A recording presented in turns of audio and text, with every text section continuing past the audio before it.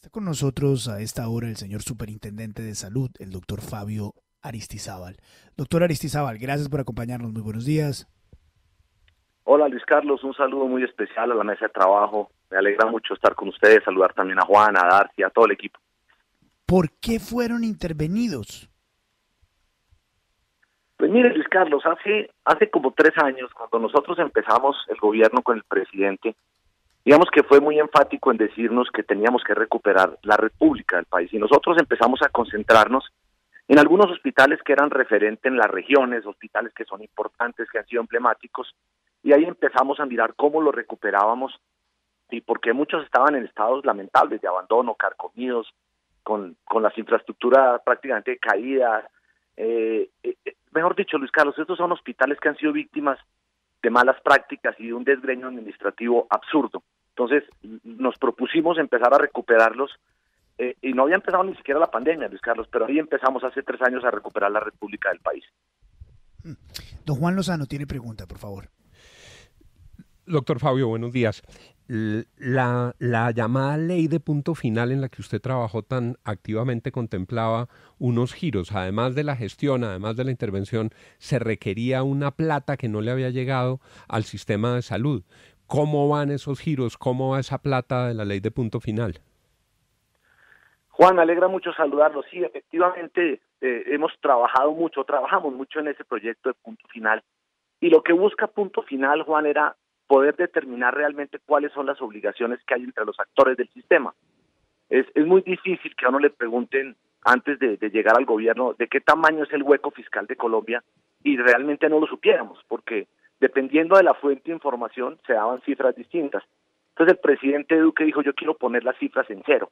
¿Cómo hacemos? Y ahí arranca o ahí inicia ese proyecto de punto final, que incluso, Juan, pretendía que el propio gobierno honrara esas deudas que debía a algunas EPS, las que son de obligación nuestra, que son deudas soberanas, pero también para quitarle el discurso a esas EPS que no habían querido capitalizar, que no le pagaban oportunamente a los hospitales y a los proveedores, para quitar ese discurso y decir, venga, vamos a poner todos el sistema a 30, 60, 90 días, como debería ser lo normal.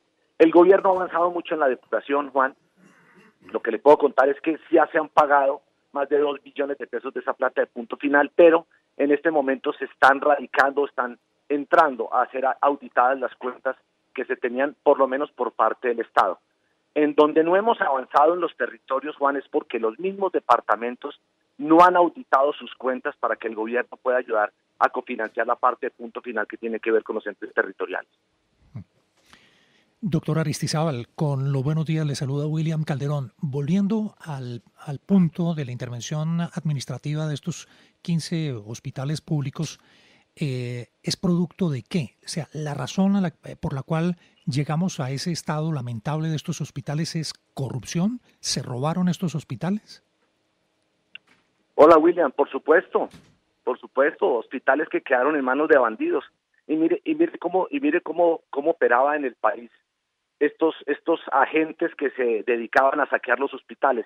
Entendieron cómo era el ciclo, William. Entonces cogen un hospital público y durante 3, 4 años lo saquean completamente y lo dejan a punto de ser liquidado y después ponen al gobernador, a los parlamentarios, a buscar los recursos para volverlos a sanear.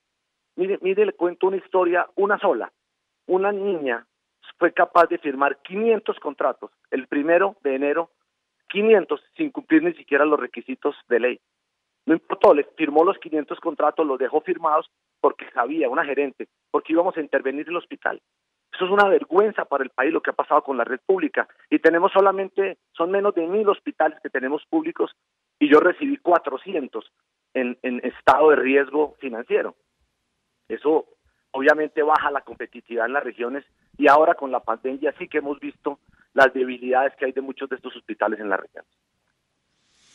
Señor superintendente, pero para realmente mirar su gestión, está muy bien que estos 15 hospitales sean intervenidos en varios departamentos del país, pero ¿quiénes son los responsables? Nombres propios. Estos personajes están en la cárcel porque para que no pase lo que siempre ocurra, ¿no? Una suerte de falso positivo de que se mencionan los hospitales, pero no los responsables. Por ejemplo, ¿quién era esa supuesta niña?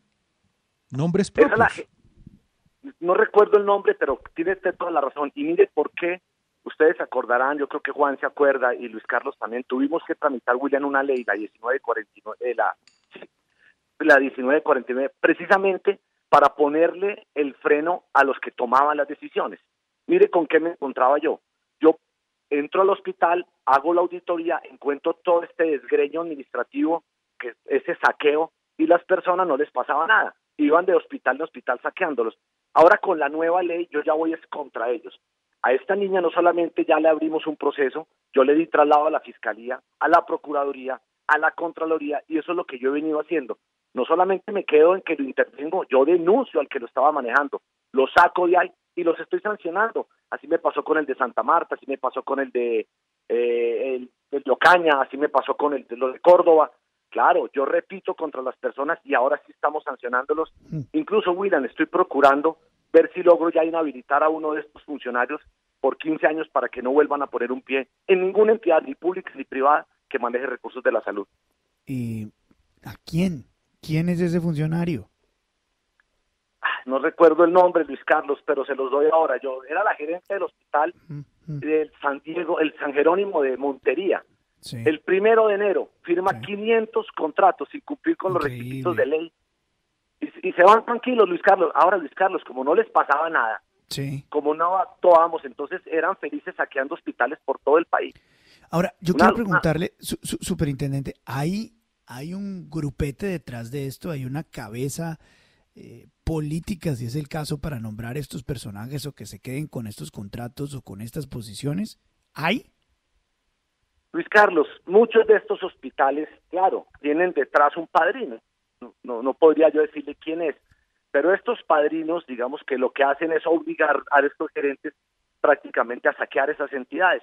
Entonces, cuando nosotros lo intervenimos, yo hasta que no lo logro recuperar, hasta que no lo saneo, no lo devuelvo, como me pasó con el universitario del departamental de Villavicencio, como me pasó con el Federico Lleras Acosta del Tolima, hasta que yo no lo logro sanear, pues no lo devuelvo, porque Sí. esos hospitales los tenían en un desgreño administrativo absurdo. ¿Y quiénes son esos gamonales políticos?